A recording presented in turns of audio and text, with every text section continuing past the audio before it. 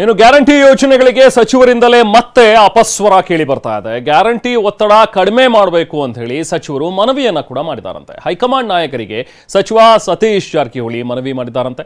ಶ್ರೀಮಂತರಿಗೆ ಗ್ಯಾರಂಟಿ ಯೋಜನೆ ಕೊಡೋದು ಬೇಡ, ಗೃಹಲಕ್ಷ್ಮಿ ಯೋಜನೆಯಿಂದ ಸಾಕಷ್ಟು ಹೊರೆ ಆಗ್ತಾ ಇದೆ, ಗ್ಯಾರಂಟಿಗಳಿಂದ ಅಭಿವೃದ್ಧಿ ಯೋಜನೆಗಳಿಗೆ ಹಣ ಸಿಗ್ತಾ ಇಲ್ಲ ಅಂತ ಕೂಡ ಮಾತಾಡಿದ್ದಾರೆ. ಗ್ಯಾರಂಟಿ ಯೋಜನೆಗಳಲ್ಲಿ ಒಂದಷ್ಟು ಪರಿಷ್ಕರಣೆ ಮಾಡಬೇಕು ಅಂತ ಹೇಳಿ ರಣದೀಪ್ ಸಿಂಗ್ ಸುರ್ಜೇವಾಲಾ ಅವರಿಗೆ ಸತೀಶ್ ಜಾರಕಿಹೊಳಿ ಮನವಿ ಮಾಡಿದ್ದಾರೆ. ನಿನ್ನೆ ದೆಹಲಿಯಲ್ಲಿ ಸುರ್ಜೇವಾಲಾ ಅವರನ್ನ ಸತೀಶ್ ಜಾರಕಿಹೊಳಿ ಕೂಡ ಭೇಟಿಯಾಗಿದ್ರು. ಆ ಸಂದರ್ಭದಲ್ಲಿ ಈ ರೀತಿಯಾಗಿ ಮನವಿ ಮಾಡಿದ್ದಾರಂತೆ.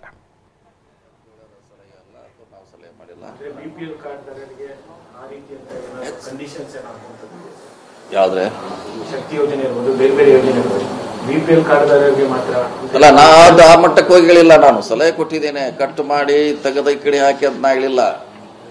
ನಂದು ಕ್ಲಿಯರ್ ಕಟ್ಟು. ಜನ ಹಿಂಗೆ ಮಾತಾಡ್ತಿದ್ದಾರೆ, ರಾಜ್ಯದಲ್ಲಿ ಏನು ನಡೀತಾ ಇದೆ ಹೋದಾಗ ಹೇಳುವಂತ ಎಲ್ಲರದು ವಾಡಿಕೆ.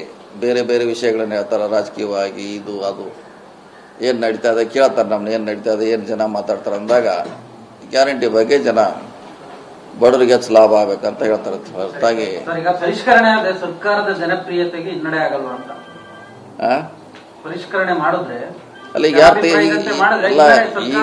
ಈಗ ತೆಗಿತಿದ್ದಾರೆ? ಯಾರು ತೆಗಿತಾ ಇಲ್ಲ. ಜನರ ಅಭಿಪ್ರಾಯವನ್ನ ದೆಹಲಿ ಮಟ್ಟದಲ್ಲಿ ಅವ್ರೇನು ಏನು ತಕ್ಷಣ ಏನ್ ಮಾಡ್ಲಿಕ್ಕೆ ಆಗಲ್ಲ. ಅದು ಒಬ್ಬರ ಕಡೆ ನಿರ್ಣಯ ತೆಗೆದುಕೊಳ್ಳಕ್ಕಾಗಲ್ಲ. ಇಡೀ ಕ್ಯಾಬಿನೆಟ್ ಇದೆ, ಇಡೀ ಶಾಸಕಾಂಗ ಪಕ್ಷ ಇದೆ. ಸೊ ಅಲ್ಲಿ ಮಟ್ಟದಲ್ಲಿ ತೀರ್ಮಾನ ಆಗಬೇಕು. ಹೊರತಾಗಿ ನಾ ಸತೀಶ್ ಜಾರಕಿಹೊಳಿ ಹೇಳಿದ್ರು, ನಾ ಯಾರಿಗೋ ಒಬ್ರು ಕೇಳಿದಂತಲ್ಲ. ಇದು ದೊಡ್ಡ ಮಟ್ಟದಲ್ಲಿ ಚರ್ಚೆ ಆಗಬೇಕು. ಇದು ನಿರ್ಧಾರ ತಗೊಂಡು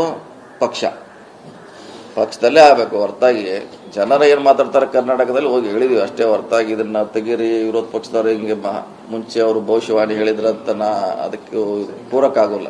60,000 ಕೋಟಿ ಅನುದಾನ ಕರೆಕ್ಟ್. ಶ್ರೀಮಂತರಿಗೆ ಏನಾದ್ರು ಈ ಯೋಜನೆ ಕಟ್ ಮಾಡಿದ್ರೆ ಎಷ್ಟು ಅನುದಾನ ಸರ್ಕಾರಕ್ಕೆ ಉಳಿತಾಯ ಉಳಿಬೋದಲ್ಲ. ಡಿಪೆಂಡ್ ಆಗಿ ಒಂದು ಮಿನಿಮಮ್ 10,000 ಕೋಟಿಗಿಂತ ಹೆಚ್ಚು ಉಳಿಬಹುದು. ಕಡಿಮೆ ಅಂದ್ರೆ ಹೆಚ್ಚು ಉಳಿಬಹುದು. ಮಿನಿಮಮ್ 10,000 ಕೋಟಿ ಅವರೇ ಉಳಿದಿದೆ ಶ್ರೀಮಂತರಿಗೆ ಕಟ್ ಮಾಡಿದ್ರೆ. 50,000 ಕೋಟಿ ಆಗ್ಬೋದು, ಅಂದಾಜು ಹೆಚ್ಚು ಆಗ್ಬೋದು.